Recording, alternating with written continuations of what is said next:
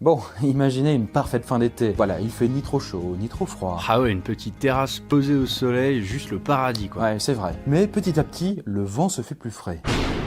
Des nuages gris recouvrent le ciel et ça y est, pac, la première goutte vient de vous tomber sur le front. Et vous ne le savez pas encore, mais cette averse va durer une année entière. Alors on a un peu de mal à se représenter la quantité d'eau que ça pourrait représenter. Mais partons du principe qu'il s'agirait d'une pluie moyenne assez forte, soit 6 mm d'eau par heure, ce qui fait à peu près 52 000 mm d'eau sur une année entière. Donc une colonne de 52 mètres. Et ceci sans interruption.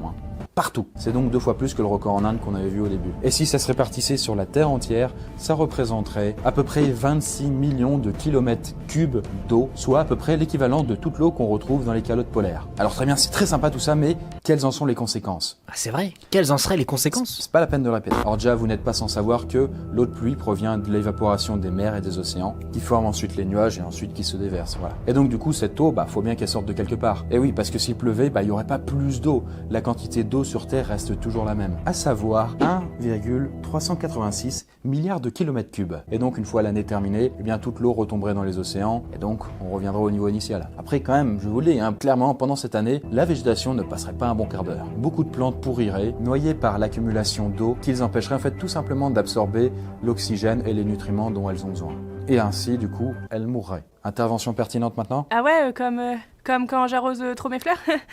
J'aurais pas rêvé mieux. Et pour ce qui serait ensuite des cultures, la plupart des récoltes de l'année seraient certainement ruinées. On subirait donc beaucoup de pénuries alimentaires, le temps de se rendre compte et de mettre finalement les cultures restantes dans des serres. Mais après, il n'y a pas que ce qui pousse au sol qui serait en grand danger. Une partie des espèces animales ne serait tout simplement pas adaptée à la survie dans un monde très ou trop humide. Et sans certaines plantes et sans certains arbres qui auraient donc pourri, l'habitat naturel de beaucoup d'animaux en serait transformé, métamorphosé.